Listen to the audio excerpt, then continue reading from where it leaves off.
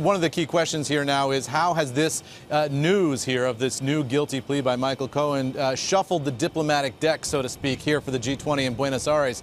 Is this going to affect the president's mood and deal-making posture when he gets to town? You know, as you just have mentioned, he is talking to reporters right now on the south lawn of the White House. We'll get that tape shortly and see what he has to say. But over the past 12 hours or so, this investigation by Robert Mueller has been front and center in the president's mind. He's tweeted several times, as many as 3 times in the past 12 hours about it. Here's one of the tweets that he put out overnight. He said, "When will this illegal Joseph McCarthy-style witch hunt, one that has shattered so many innocent lives, ever end? Or will it just go on forever after wasting more than $40 million? Is that possible? It has proven only one thing. There was no collusion with Russia." So ridiculous. Now, what Michael Cohen is pleading guilty to today is lying to Congress about the extent of his own involvement in a Russia deal for a Trump facility in Moscow.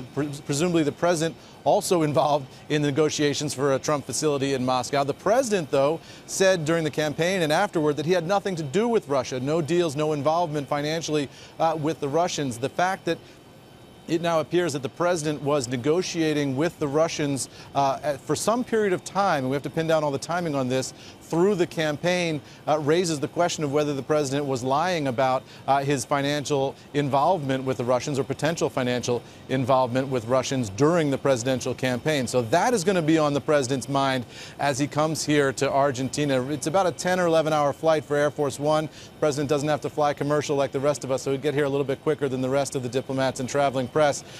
But as he gets here, the administration has been putting out very tough rhetoric on China, and that's the focus here, is that meeting with Xi Jinping over dinner on Saturday night. Robert Lighthizer, the president's chief trade advisor, putting out a statement last night on China, very tough on China's automobiles, and suggesting that he might be exploring new ways to have tariffs on Chinese automobiles. So that's some of the rhetoric that we're getting going into this. Already expectations relatively low for a major deal between the United States and China. And now the question that diplomats and heads of state here in Buenos Aires are going to be asking is, how does the Michael Cohen plea change the president's mood, change perhaps the possibility of a deal or a positive outcome here in Buenos Aires, guys? Any ways? Yeah, I mean, he's no stranger to scandals like this and Russia investigations.